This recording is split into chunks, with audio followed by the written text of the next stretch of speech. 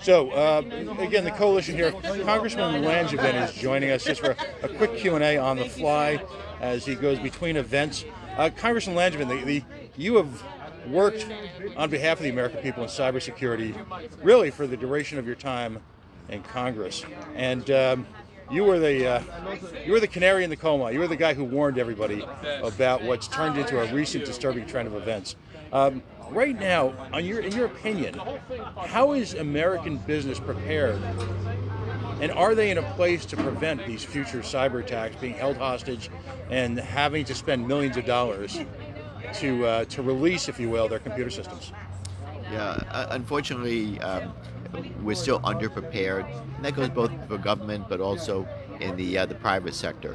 Of course, in private sectors where the most damage can be done if you realize that private sector critical infrastructure, again, is owned and operated by private individuals or companies or shareholders, and it's the government doesn't have, say, directive control authority over making the companies do certain things in terms of strengthening cybersecurity.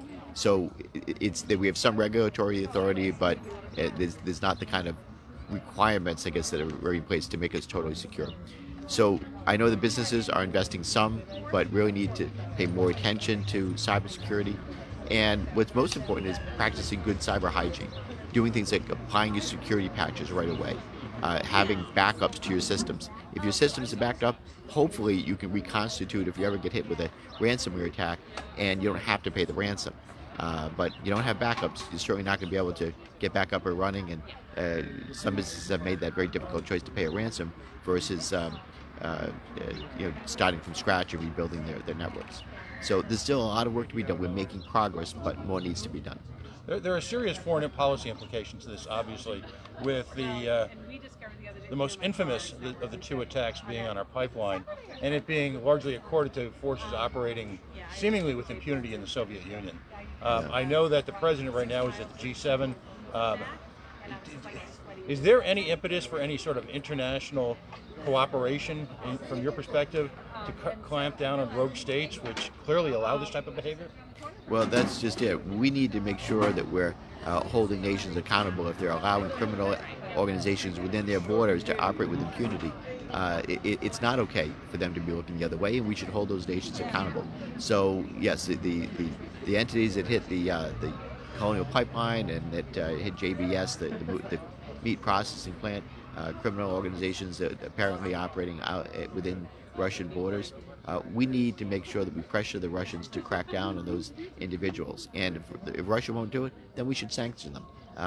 There should be indictments through law enforcement. And if need be, perhaps more aggressive cyber action, whether it's done through the FBI or other government resources, that we take down those criminal networks. Well, last question, and this is possibly the most difficult of all.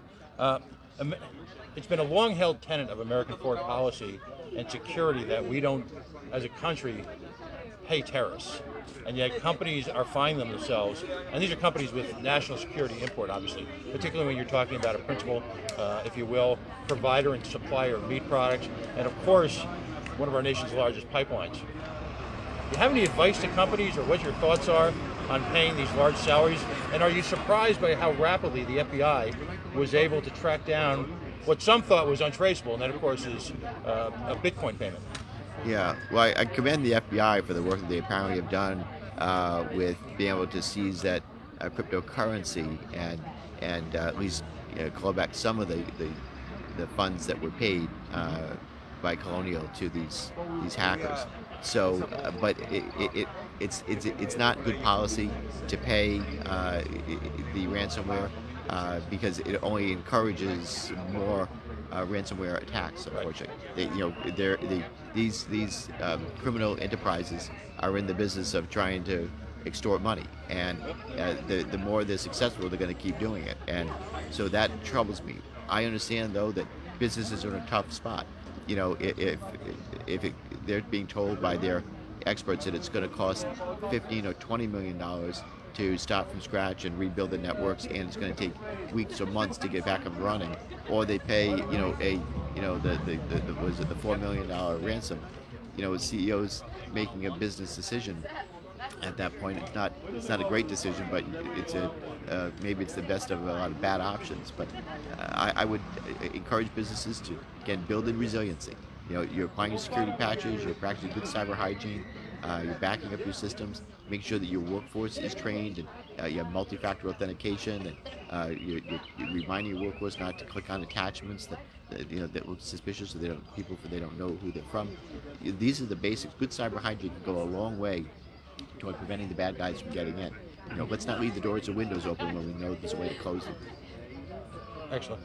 Congressman, again, thanks for your work and thanks for the opportunity to speak with you. Thank you very much. Thank you very much.